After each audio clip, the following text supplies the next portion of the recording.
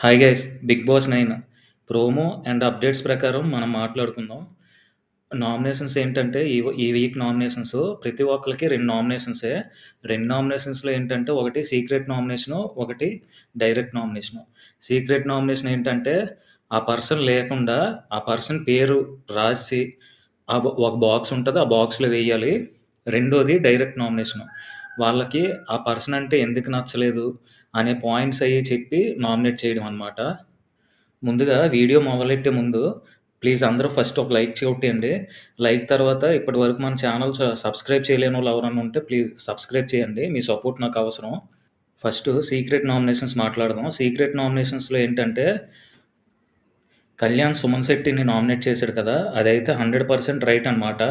ఎందుకంటే last week Suman Shetty సంబంధం లేకుండా కళ్యాణ్ ఇచ్చిన సంచాలక్ డెసిషన్‌ని తప్పుపట్టి అతను నామినేట్ చేసాడు. అదైతే రాంగ్ అనమాట. సో, కళ్యాణ్ 100% వాలిడ్ నామినేట్ చేసాడు సుమన్ శెట్టిని సీక్రెట్ నామినేషన్‌లో. నెక్స్ట్ డీమన్ పవన్ ఏమో కళ్యాణ్ నామినేట్ చేసాడు. అదైతే నాకు కొంతవరకు నచ్చలేదు. ఎందుకంటే డీమన్ పవన్ తనకి కెప్టెన్ కంటెంట్ రావడానికి కళ్యాణే ఎక్కువ అడ్డుపడుతున్నాడు, ఎక్కువ ఆపుతున్నాడు అన్నాడు. అందులో ఏం పాయింట్ ఉందో నాకైతే అర్థం కాలేదు. డీమన్ పవన్‌కి ఇచ్చినా ఏం చేస్తాడు? తీసుకెళ్ళి రీతు చౌదరికి సాక్రిఫైస్ చేస్తాడు. అదైతే కరెక్ట్ కాదనిపించింది. ఇంకోటి బర్నీ ఏమో తనుజని నామినేట్ చేసాడు. తనుజని, దివ్య ఇద్దరు కూడా అతన్ని ఇబ్బంది పెడుతున్నారు ఓకే. కానీ ఎక్కువ దివ్య ఇబ్బంది పెడుతుంది. అతను మాత్రం దివ్యకి సపోర్ట్ చేసి తనుజని నామినేట్ చేసాడు. అదైతే నాకు నచ్చలే.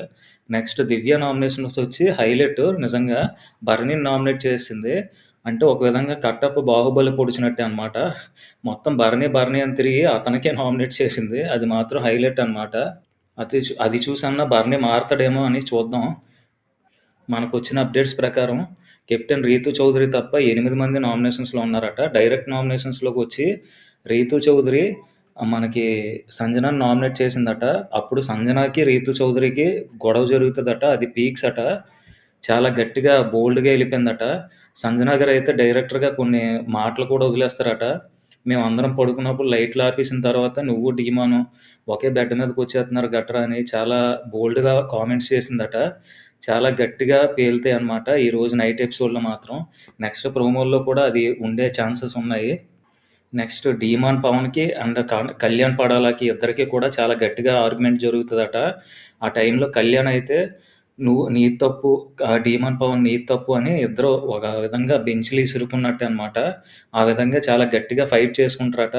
ఇంట్లో సామాన్లవి పగలగొడుతున్నట్టుగా చాలా గట్టిగా జరుగుతదని మనకొచ్చిన ఇన్ఫర్మేషను. ఇది గైస్ అప్డేట్స్. ప్లీజ్ సబ్స్క్రైబ్ చేయండి, లైక్ చేయండి. Thank you.